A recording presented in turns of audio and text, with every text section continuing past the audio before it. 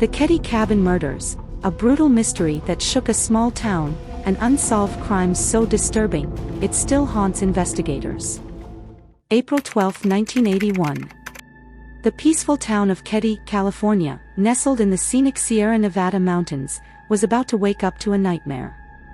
In cabin 28 of the Keddie Resort, a horrific crime scene awaited discovery. 3 people had been brutally murdered, while a young girl was missing without a trace.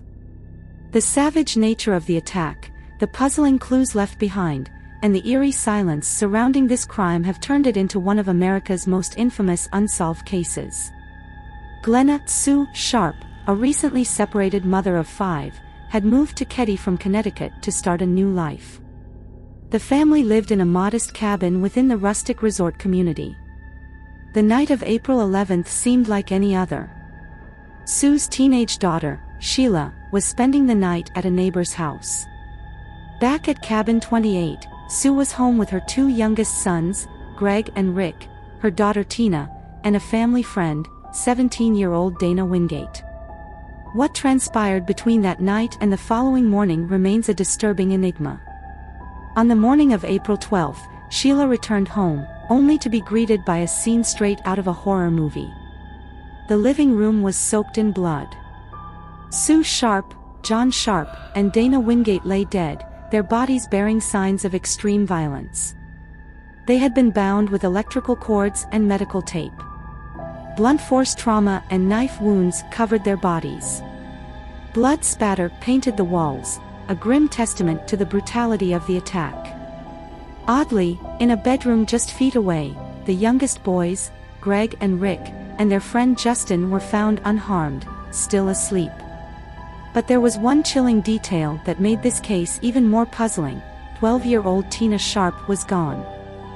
Authorities launched a massive investigation, but from the beginning, mistakes plagued the case. The crime scene wasn't properly secured, and crucial evidence may have been lost. What was clear, however, was that this was no random crime. The violence suggested a personal motive. Witnesses reported seeing strange figures near the cabin that night, and neighbors claimed to have heard muffled screams. But no one called the police.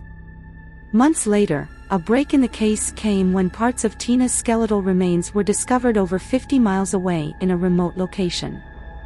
Yet, despite this grim discovery, the investigation continued to stall. Several theories have emerged over the years.